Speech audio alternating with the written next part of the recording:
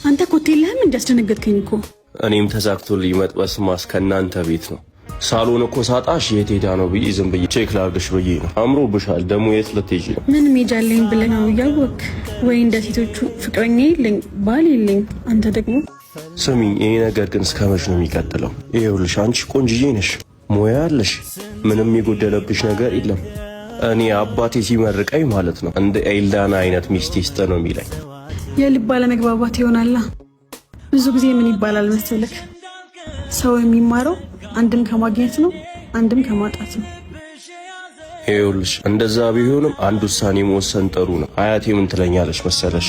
ሴት ልጅ በጊዜ ሰብሰብ ስትል ነው ጥሩ ብላኛለች።